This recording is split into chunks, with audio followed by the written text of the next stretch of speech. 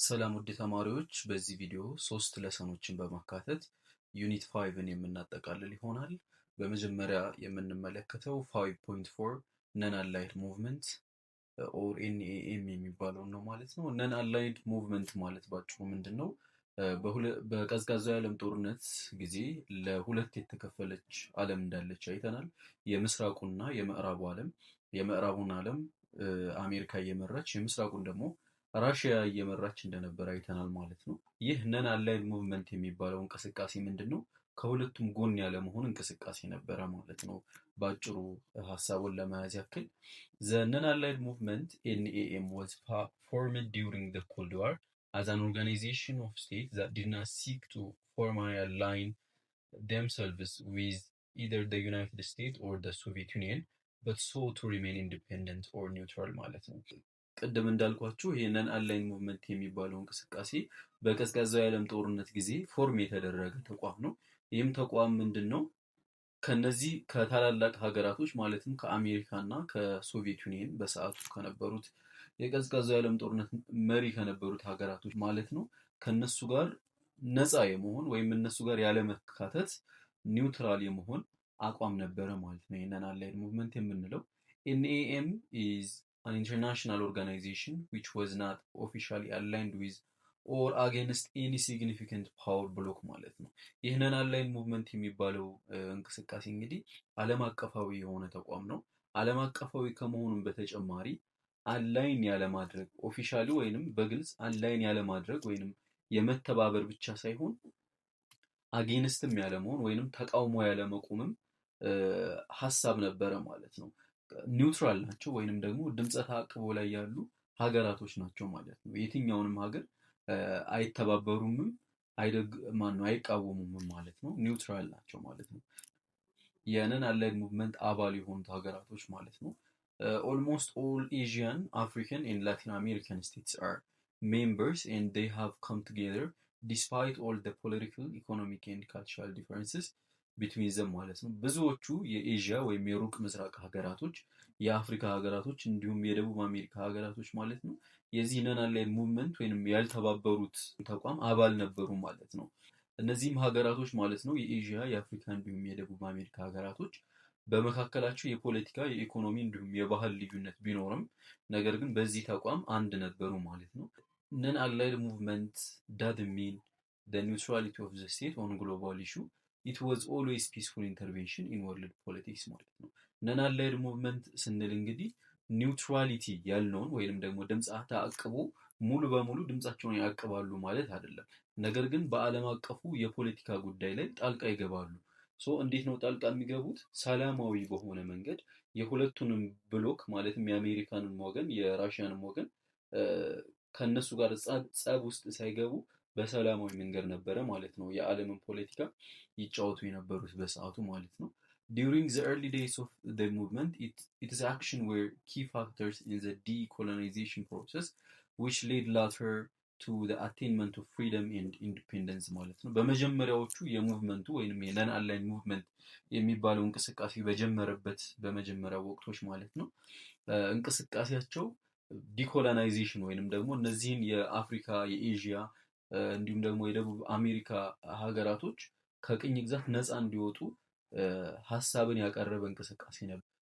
በዚያ ሁኔታ ማለት ነው ያ ዓላማቸው ተሳክቶላቸው ብዙ ሀገራቶች ነፃነትንና ኢንዲፔንደንትን ያገኙበት ሁኔታ ነበረ ማለት ነው። በ1970ዎቹ በጣም ብዙ የአፍሪካ ሀገራቶች እንዲሁም የዓለም ሀገራቶች ማለት ይቻላል ከቅኝ ግዛት ነፃ መሆን ችለው ነበረ ማለት ነው።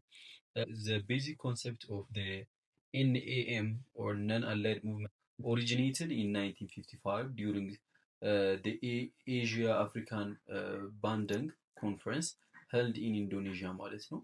ይህ ኦርጋናይዜሽን የነን አላይን ሙቭመንት የተባለው ዋና ሀሳቡ እንግዲህ የተመሰረተው በ1955 ነበረ።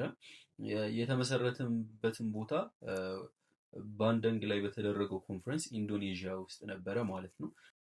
This conference was held in Bandung on April 18 to 24, 1955 and gathered 29 heads of state belonging to the first post-colonial generation of leaders from the two continents Africa and Asia ማለት ነው። እዚህ ኮንፈረንስ ላይ እንግዲህ የተገኙት ሀገራቶች የ29 የሚሆኑ በቅርብ ጊዜያቶች በ1955 አካባቢ ነፃ የወጡ የአፍሪካና የኤዥያ ሀገራት መሪ ነበሩ ማለት ነው። ቁጥራቸውም እንግዲህ ወደ 29 የሚጠጉ የሀገር መሪዎች ነበሩ ማለት ነው። ከላይ እንደተነጋገርነው ኮንፈረንሱ የተካሄደው ባንደንግ በሚባለው የኢንዶኔዥያ ከተማ ውስጥ ነበረ ማለት ነው። The participant of the Bandung Conference urged the formation of United Nations Fund for Economic Development. They condemned apartheid, ሬሻል ዲስክሪሚኔሽን ኤንድ ኮሎኒያሊዝም ማለት ነው። እዚያ በንደንግ ላይ በተደረገው ስብሰባ ላይ የተሳተፉት ሀገራቶች ማለት ነው ዩናይትድ ኔሽን የተለያዩ የኢኮኖሚ ፈንዶችን ለእድገት በተለይም ለአፍሪካ ሀገራቶች ለእድገት መሰረት የሚሆን የኢኮኖሚ ድጋፍ እንዲደረግላቸው የጠየቁበት ሁኔታ ነበረ።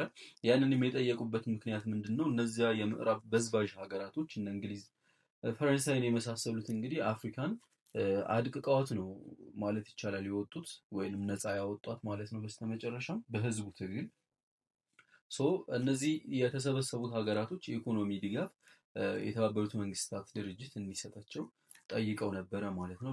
በመቀጠልም አፓርታይድ የምንለው ሬሻል ዲስክሪሚኔሽን ወይንም ዘርን መሰረት ያደረገ ልዩነት በተለይም ደግሞ በደቡብ አፍሪካ ይካሄድ ነበር የአፓርታይድ የሚባለው እሱንም የወቀሱበት ወይም ያወገዙበት ስብሰባ ነበረ። ሬሻል ዲስክሪሚኔሽን ኤንድ ኮሎኒያሊዝም የዘር ልዩነት እና ቅኝ ግዛትንም በዛው ሰዓት የተቃወሙበት ስብሰባ ነበረ ማለት ነው። The first non-aligned movement conference took place in ቤልጋርድ ዩጎስላቪያ in September 1961 የመጀመሪያው ኮንፈረንስ ነን አላይንድ ሙቭመንትን ወይም ደግሞ ይህንን ያለመተባበር ከሁለቱ ብሎኮች ጋር ያለመተባበር እንቅስቃሴ ስብሰባቸውን ያደረጉት ቤልጋርድ በምትባለዋ ዩጎስላቪያ ውስጥ በምትገኘዋ ከተማ ነበረ። ያም 1961 ነበረ ማለት ነው። The most important leaders of the non-aligned movement were Joseph Broz Tito of Yugoslavia, Gamal Abdel Nasser of Egypt, Jawaharlal Nehru of India, Kwame Nkrumah of Ghana and ሱካርኖ ኦፍ ኢንዶኔዥያ ናቸው ማለት ነው። እነዚህ ከላይ የጠቀስናቸው የሀገር መሪዎች በ1961 ላይ መሪዎቹ ወይንም ደግሞ ወሳኝ የሚባሉት ተሰብሳቢ ግለሰቦች ነበሩ ማለት ነው። በምስል እያንዳንዱን ማሳያቸው ይሆናል። The purpose of the organization was enumerated in Havana Declaration of 1979 to ensure the national independence, sovereignty, territorial integrity and security of non-allied countries ማለት ነው።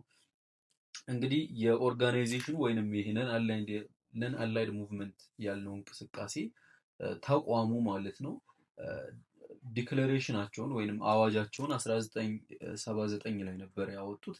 እሱንም ሃቫና ዲክለሬሽን ተብሎ ይታወቃል ማለት ነው። እዛ ውሳኔ ላይ ወይንም እዛ አዋጅ ላይ ምንን አካተዋል ማለት ነው?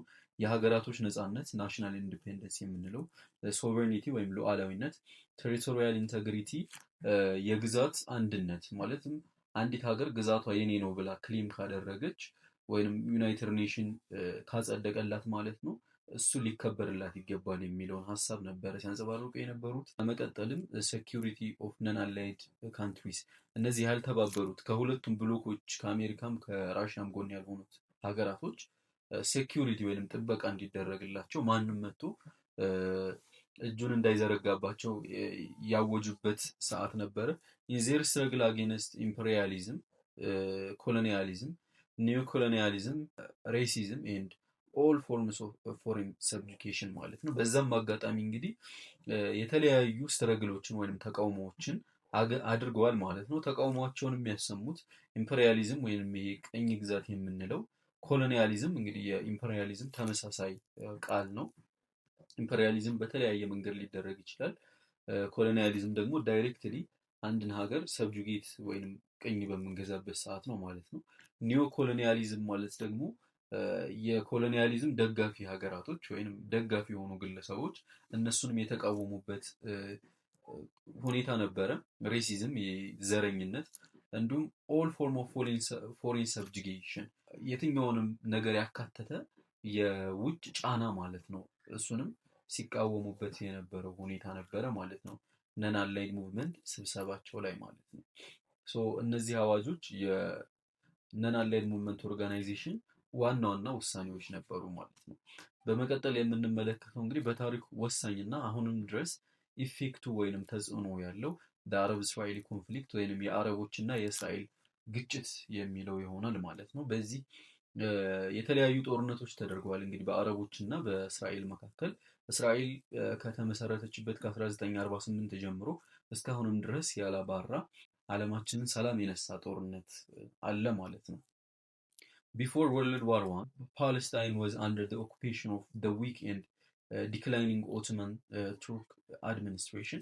ከአንደኛው የዓለም ጦርነት በፊት እንግዲህ ፓለስታይን በማን እጅ ነበረች ማለት ነው? በኦቶማን ቱርክ አገዛዝ ስር ነበረች ማለት ነው።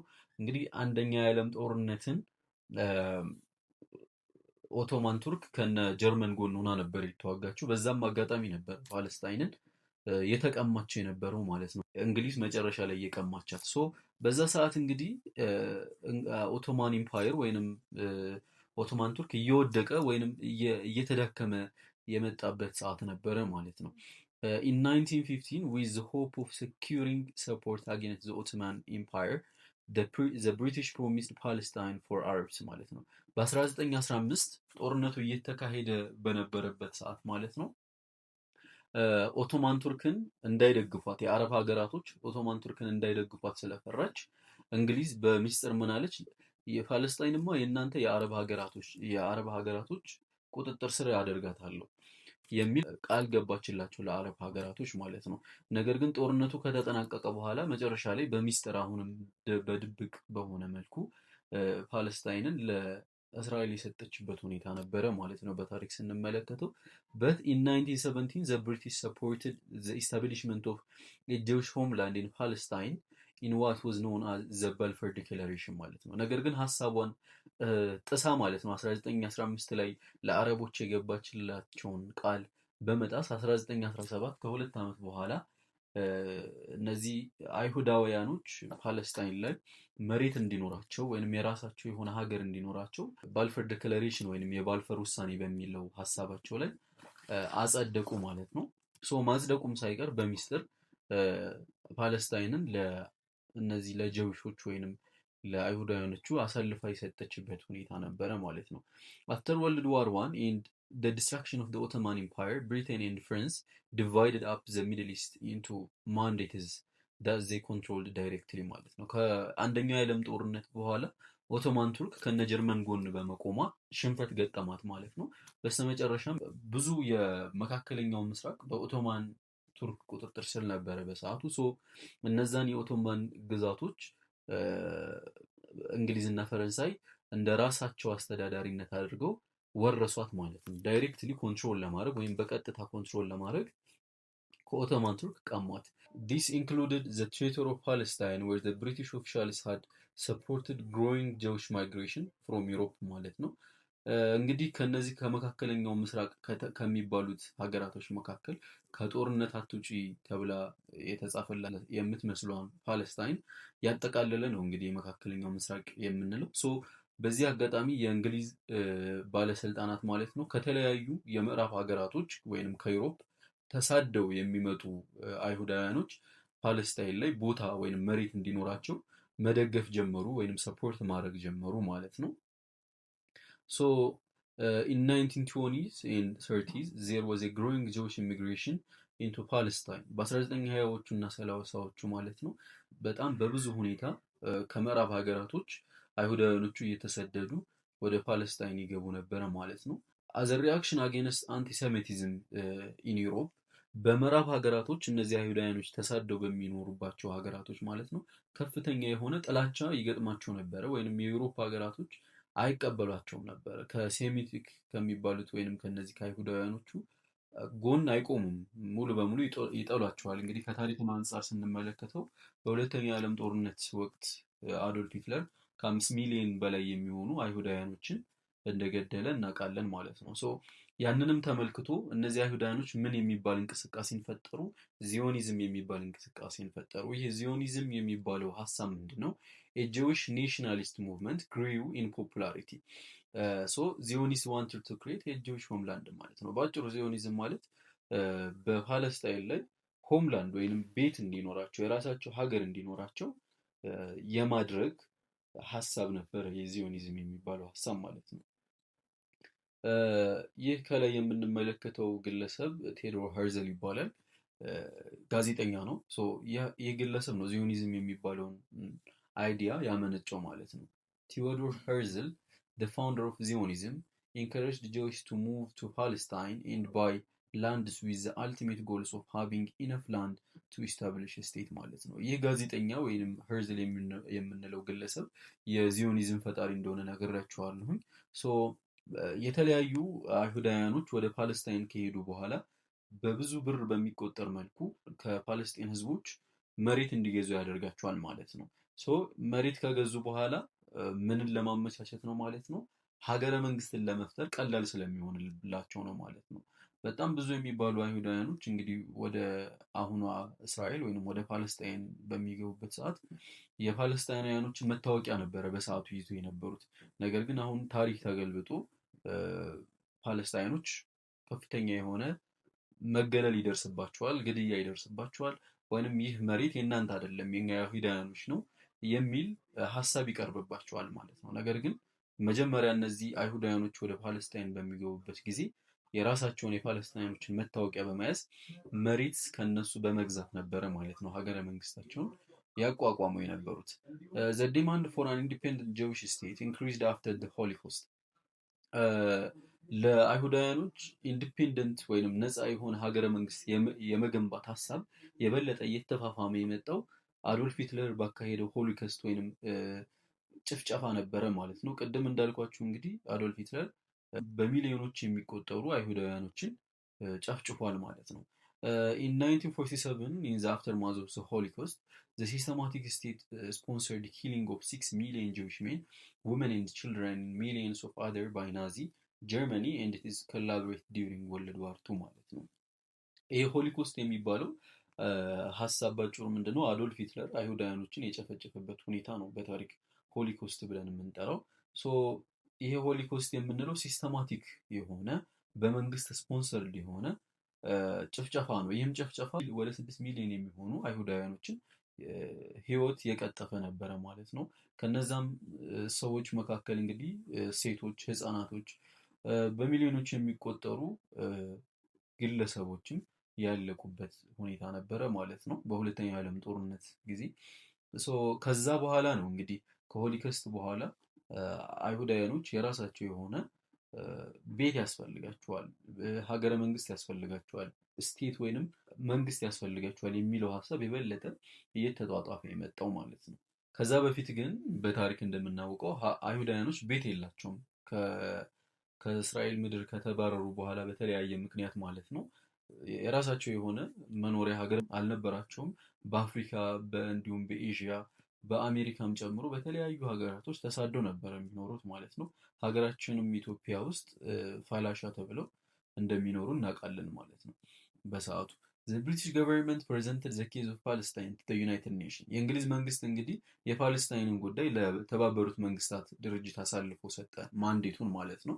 ነገር ግን እንደ አስተዳዳሪ ከኦቶማን ቱርክ ተቀብላ የነበረችው እንግሊዝ ነበረች። የፓለስታይንን ጉዳይ እኔ በግሌ መፍታት አልችልም፣ የተባበሩት መንግስታት ድርጅት ራሱ እንዳደረገ ያድርገው ብላ አሳልፋ ሰጠች ማለት ነው።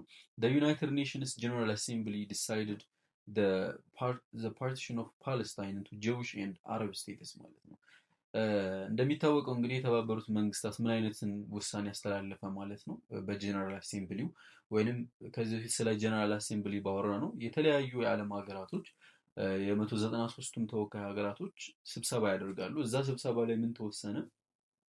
ፓለስታይን ለሁለት እንድትከፈል የጀዊሽ እና የአይሁዳውያኖች እና የአረብ ስቴት ተብላ ለሁለት እንድትከፈል ሀሳብ ቀረበ ማለት ነው። ወይንም ያ ሀሳብ ጸደቀ ማለት ነው። ጀሩሳሌም was to be internationalized ማለት ነው። ኢየሩሳሌም ደግሞ የዓለም አቀፉ ህዝብ እንድትሆን ማለትም ኢየሩሳሌም የሃይማኖታዊ ስፍራ ናት። ለአይሁዳውያኖችም፣ ለክርስቲያኖችም፣ ለሙስሊሞችም ዓለም ላይ ዋና ዋና የሚባሉ ሃይማኖቶች ኢየሩሳሌምን እንደ ቅድስት ቦታ ስለሚመለከቷት ዓለም አቀፋዊ እንድትሆን ተደረገ ማለት ነው።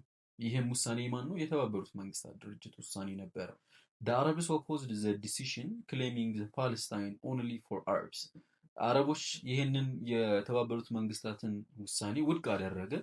ፓለስታይን የአረቦች ብቻ ናት እንጂ አይሁዶች አይደለችም በሚል ሀሳብ ውድቅ ሆነ ማለት ነው። ዘ ጀዊሽ ፓርቲኩላርሊ አክሴፕትድ ዘ ፕላን ኤንድ ፕሮክሌምድ ዘ ኢስታብሊሽመንት ኦፍ ዘ ስቴት ኦፍ እስራኤል ኦን ሜይ 14 1948 ማለት ነው። ታሪካዊ ወቅት ነች እች ሰዓት። እስራኤል እንግዲህ በግንቦት 14 1948 ሀገረ መንግስትን አወጀች ማለት ነው። የእስራኤልን መንግስት የመገንባትን እንግዲህ ከ1948 በፊት እስራኤል የምትባል ሀገር እንደ ሀገረ መንግስት ሆና አልነበረችም። ድሮ በታሪክ እንደምናውቀው በተለያዩ ቅዱሳን መጽሐፍቶች በባይብልም በቁርአንም ካሉት ውጪ እስራኤል የምትባል ሀገር አልነበረችም። ነገር ግን ግንቦት 14 1948 ላይ እስራኤል የምትባለው ሀገር ተመሰረተች ማለት ነው።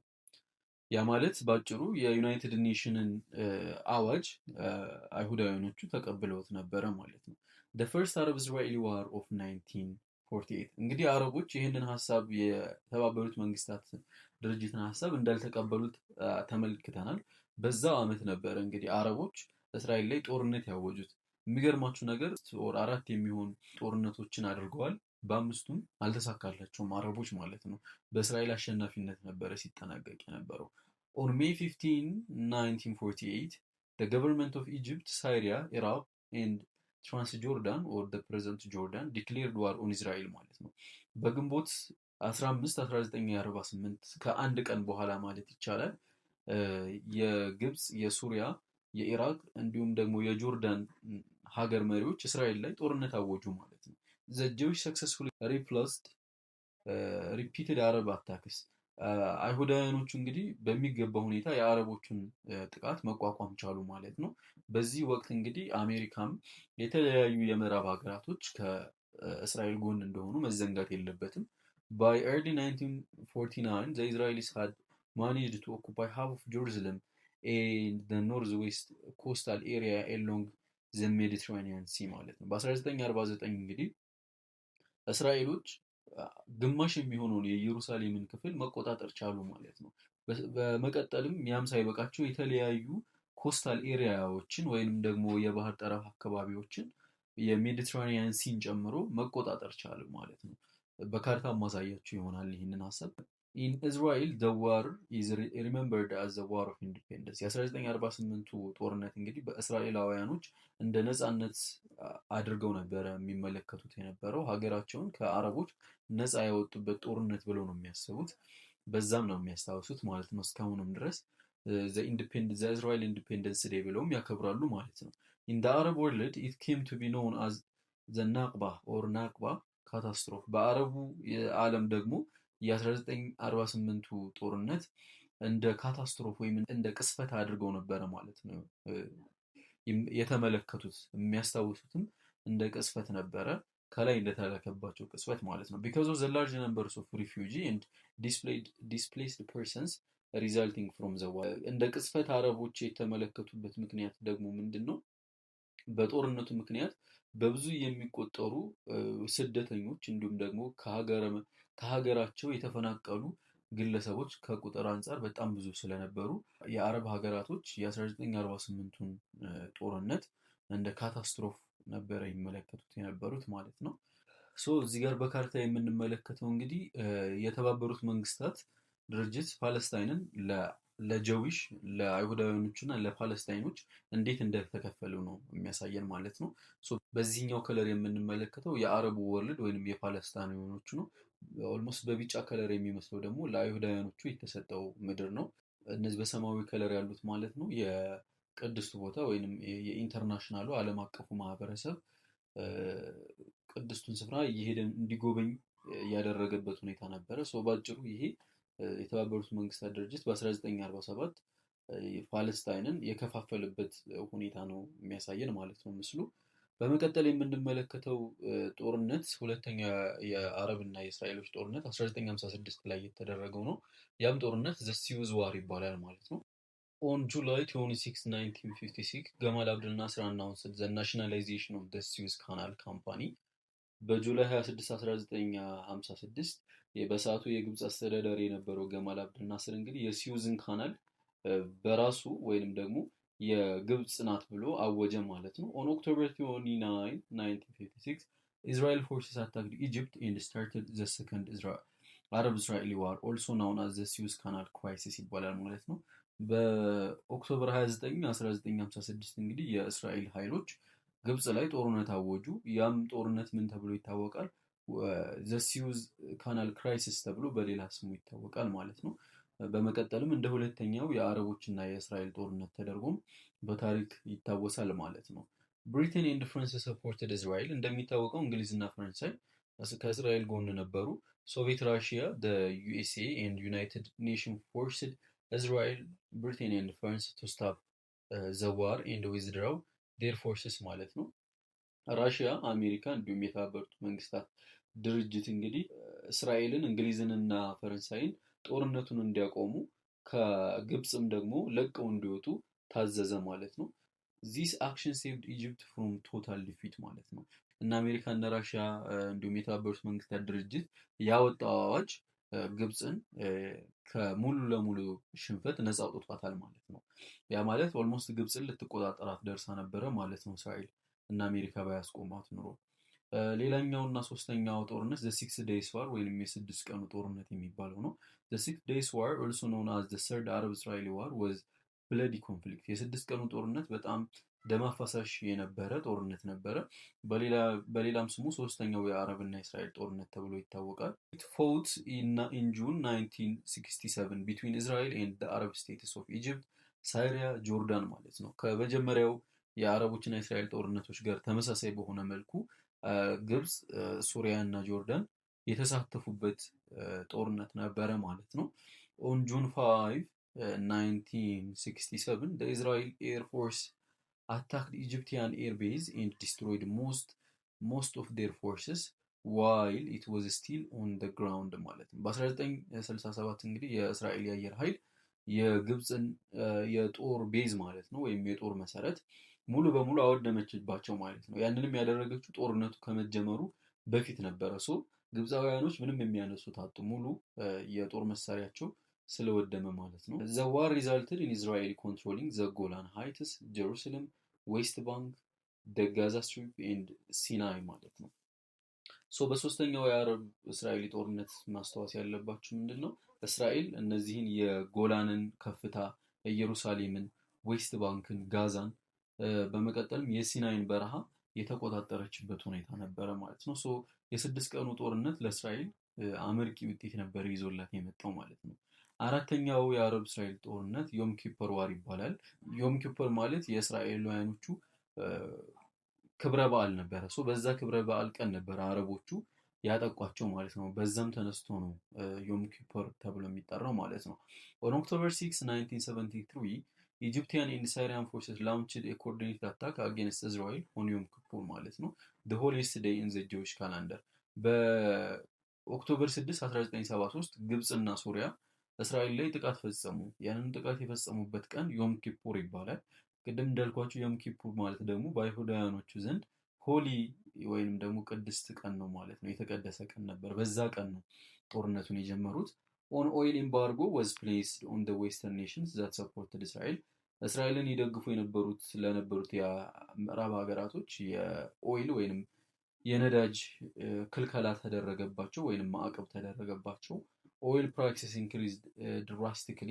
በዚያም ሁኔታ እንግዲህ የኦይል ወይም የነዳጅ ዋጋ በከፍተኛ ሁኔታ ጨመረ። 1973 ማለት በኢትዮጵያ ታሪክ ንጉሠ ነገሥት ኃይለ ሥላሴ ስልጣናቸውን ሊያጡ አንድ ዓመት የቀረበት ሁኔታ ነበረ ማለት ነው። ንጉሠ ነገሥቱ በ1974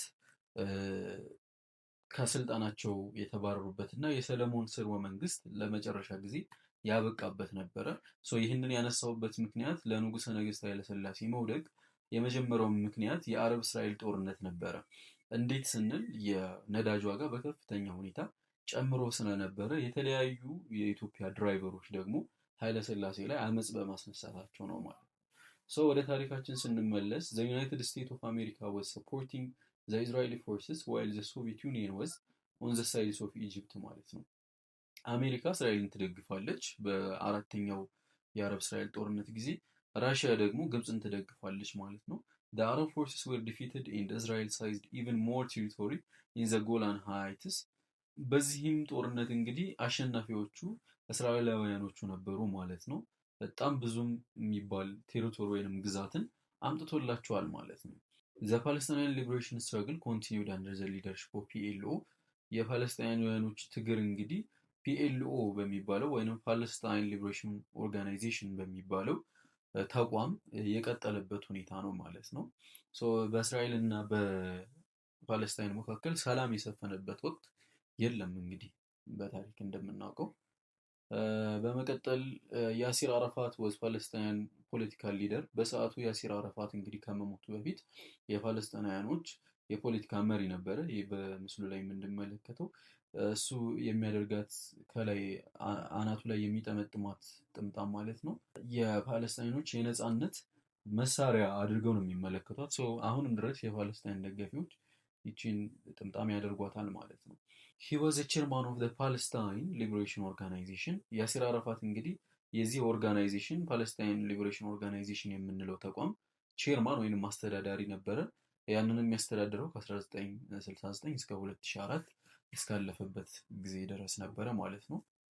እንግዲህ በስተመጨረሻ የምንመለከተው 5.6 ዘ ኮላፕስ ኦፍ ሶቪየት ዩኒየን፣ የሶቪየት ዩኒየን መውደቅ የሚለውን ይሆናል።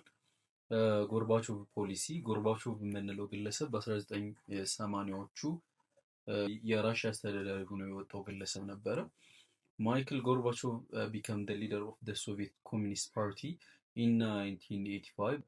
ቅድም እንዳልኳችሁ እንግዲህ በ1985 ማይክል ጎርባቾቭ የምንለው ግለሰብ የሶቪየት ህብረቱ አስተዳዳሪ ሆኖ የተሾመ ግለሰብ ነበር። ሂ ኢንትሮዲውስድ ቱ ቦልድ ሪፎርምስ ኮልድ ግላስኖትስ ኤንድ ፕሪስትሮይካ። ሁለት ዋና ዋና የሚባሉ እና ወሳኝ የሚባሉ ሪፎርሞችን አስተዋወቀ ወይም ተሃድሶዎችን አመጣ ማለት ነው። እነዚህም ግላስኖይት እና ፕሪስትሮይካ ይባላሉ። በሰፊው ከታች የምንመለከታቸው ይሆናል። ኢን ተርምስ ኦፍ ዘ ኮልድ ዋር ሂ ዋዝ ኖን ፎር ዘ ቢጊኒንግ ኦፍ ሊበራላይዜሽን ኢን ዘ ዩኤስኤስአር። በራሽያ እንግዲህ የጎርባቾቭ የሚባለው ግለሰብ ከቀዝቃዛው የዓለም ጦርነት ጊዜ አንጻር እንግዲህ በራሽያ ሊበራላይዜሽን ወይም ነፃነትን ያመጣው ግለሰብ ነው ማለት ነው። እሱ እንደ ነፃነት ጀማሪ ተደርጎ በታሪክ ይታወቃል።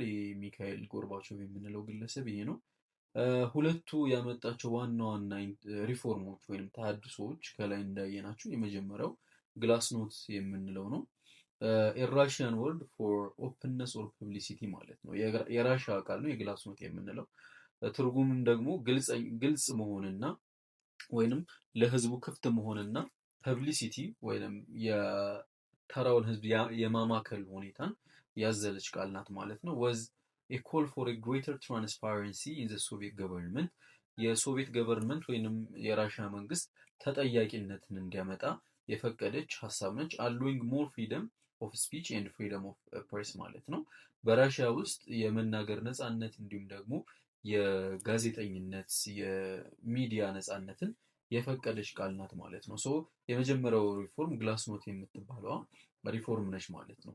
ሁለተኛው ፕሪስትሮይካ ያልናት ናት። ሪፈርስ ቱ ስትራክቸሪንግ ኦር ሪኦርጋናይዚንግ ዘ ዩኤስኤስአር ነው። ይሄ ፕሪስትሮይካ የሚባለው ሀሳብ ምንድን ነው?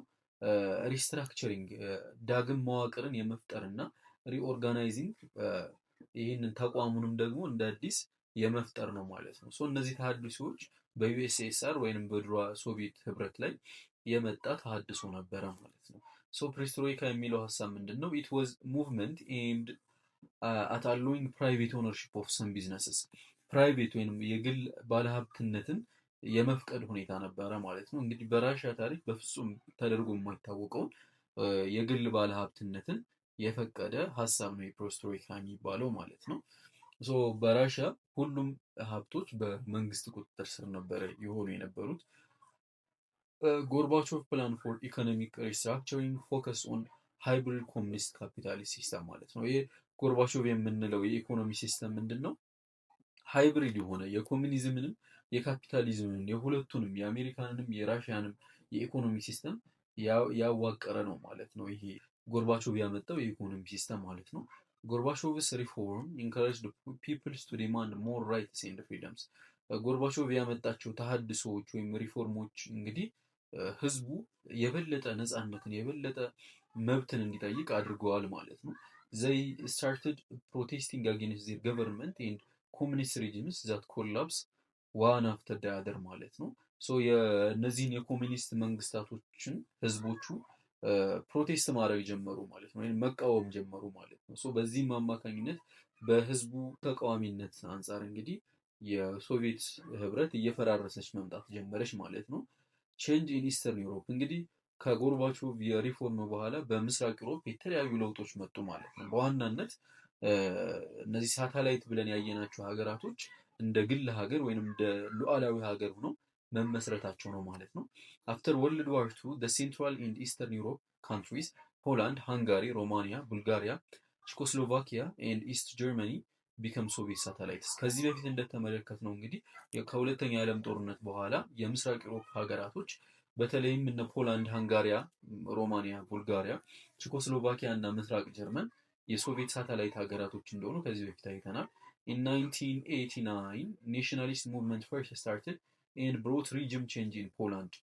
በ1989 እንግዲህ በፖላንድ ከፍተኛ የሆነ የናሽናሊስቶች ወይም ደግሞ የአርበኞች እንቅስቃሴ ነበረ ማለት ነው። የእነዚህ የአርበኞቹ እንቅስቃሴ በፖላንድ ውስጥ የሪጅም ወይም የመንግስት ለውጥ እንዲመጣ ሆኗል ማለት ነው። ኤንድ ዘ ሙቭመንት ሱን ስፕሪድ ቱ ሃንጋሪ፣ ቼኮስሎቫኪያ፣ ዩጎስላቪያ ኤንድ ሮማኒያ ማለት ነው። ይህም እንቅስቃሴ የአርበኞቹ እንቅስቃሴ ወደ እነዚህ ሀገራቶች ወደ እነ ሃንጋሪ፣ ቼኮስሎቫኪያ፣ ዩጎስላቪያ እና ወደ እነ ሮማኒያ እየተስፋፋ መጣ ማለት ነው። አዚስ ሶቪየት ሪፐብሊክስ ፑልድ አዌይ ፍሮም ዘ ሶቪየት ዩኒየን ዘ ፓወርስ ኦፍ ሴንትራል ስቴት ዊክንድ ማለት ነው። እነዚህ ሀገራቶች ሞር ነፃ እየወጡ በመጡ ሰዓት የሶቪየት ሪፐብሊክ ወይንም የሶቪየት ህብረት እየተዳከመ መጣ ማለት ነው። ሴንትራሊ የሶቪየትን ህብረት ታስተዳድር የነበረችዋ ራሽያ ስለነበረች የእሷ አቅም እየተዳከመ መጣ ማለት ነው። ኦል ኦቨርትሪው ዜር ኮሚኒስት ሪጅምስ ባይ ፒስፉል ሜትድስ ኤክሴፕት ሮማኒያ ማለት ነው። ሁሉም እነዚህ ከላይ የተጠቀሱት ሀገራቶች ማለት ነው የኮሚኒስት መንግስቶቻቸውን ወይንም የኮሚኒስት ርዕዮተ ዓለም አቀንቃኝ የነበሩ መንግስቶቻቸውን ሰላማዊ በሆነ መንገድ ነበረ ያስወደቋቸው የነበረው። ኤክሴፕት ሮማኒያ ይለናል መጽሐፋቸው። ሮማኒያ ግን ከፍተኛ የሆነ አብዮትና ጥሰትን ያማከለ ነፃነት ነበረ የተቀናጀችው የነበረው ማለት ነው። ሮማኒያን ለየት የሚያደርጋት ከኮሚኒስት አገዛዝ ነፃ የወጣችው በጦርነት ነበረ ማለት ነው። እዚህ መጽሐፋችን ባጭሩ የሚያሳየን ምንድን ነው? የኢስተርን ብሎክ ወይም የሶቪየት ዩኒየን ወይም የራሽያ ሳተላይት ሀገር የነበሩትን በካርታ ነው የሚያሳየን ማለት ነው። ምስራቅ ጀርመን፣ ፖላንድ፣ ቼኮስሎቫኪያ፣ ሃንጋሪ፣ ሮማኒያ፣ ቡልጋሪያ፣ አልባኒያን እዚህ ጋር እናገኛታለን። ዩጎስላቪያ ከዚህ በፊት እንዳየ ነው ሳተላይት ስቴት ናት፣ ነገር ግን ኢንዲፔንደንት እንደሆነች አይተናል ማለት ነው። በስተመጨረሻ እንግዲህ እንደ ዩኒት 5 ማጠቃለያ የምንመለከታት ሀሳብ ኢን 1991 15 ሶቨሬን ስቴትስ ኢመርጅድ ፍሮም ዘ ኮላፕስ ኦፍ ዩኤስኤስአር። በሰዓቱ የሶቪየት ህብረት የነበረችዋ የአሁኗ ራሻ ከመፈራረሷ አንጻር በ1991 ወደ 15 የሚሆኑ ሉዓላዊ ሀገራቶች ተመሰረቱ ማለት ነው። እነዛም ሀገራቶች መሪዋ ራሽያ ያለች የመጀመሪያዋ፣ ዩክሬን፣ ጆርጂያ፣ ቤላሩሲያ፣ ኡዝባኪስታን፣ አርማኒያ፣ አዘርባይጃን፣ ካዛኪስታን፣ ካጋይስታን፣ ሞልዶቫ፣ ቱርክሜኒስታን፣ ታጃኪስታን፣ ላቲቪያ፣ ሊቱዌኒያ ኤንድ ኦስቲኒያ። እነዚህ 15 ሀገራቶች የሶቪየት ህብረት በ1991 ከመውደቁ አንጻር ሉዓላዊ ሆነው የወጡ ሀገራቶች ናቸው ማለት ነው። ለዚህ ሁላ ለውጥ ምክንያት የነበረው ግለሰብ እንግዲህ ይሄ ጎርባቾቭ የምንለው ግለሰብ ነው ማለት ነው። በዚህ መልኩ የቀዝቃዛው የዓለም ጦርነት በ1991 ሊጠናቀቅ ቻለ ማለት ነው።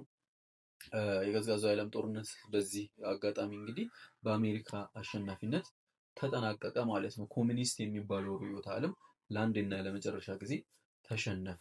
አሁን ላይ ኮሚኒስት ሀገራቶች እነ ኖርዝ ኮሪያ፣ ራሽያን ጨምሮ እነ ቻይና ኮሚኒስት ሀገራቶች ናቸው ማለት ነው። አሁንም ድረስ እንደ ሀሳብ ልጨምርላችሁ ብዬ ነው።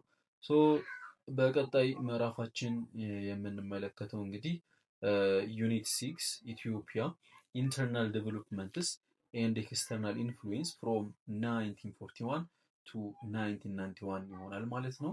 በስድስተኛው ምዕራፋችን ኢትዮጵያ የሀገር ውስጥ እድገቷ ምን ይመስላል፣ ኤክስተርናል ኢንፍሉዌንስ ወይም ደግሞ ከሀገር ውጭ የነበረባት ተጽዕኖ ምን ይመስላል፣ ይህንንም ታሪክ ከ1941 ማለትም ንጉሰ ነገስቱ ኃይለ ሥላሴ ከእንግሊዝ ከተመለሱ በኋላ ከስደት ከተመለሱ በኋላ እስከ 1991 ደርግ እስከወደቀበት ጊዜ እና ኢፒአርዲኤፍ ወይንም ደግሞ ህወሓት ስልጣን እስከያዘበት ጊዜ ያለውን ታሪካዊ ዳራውን በቀጣይ ምዕራፋችን የምንመለከት ይሆናል።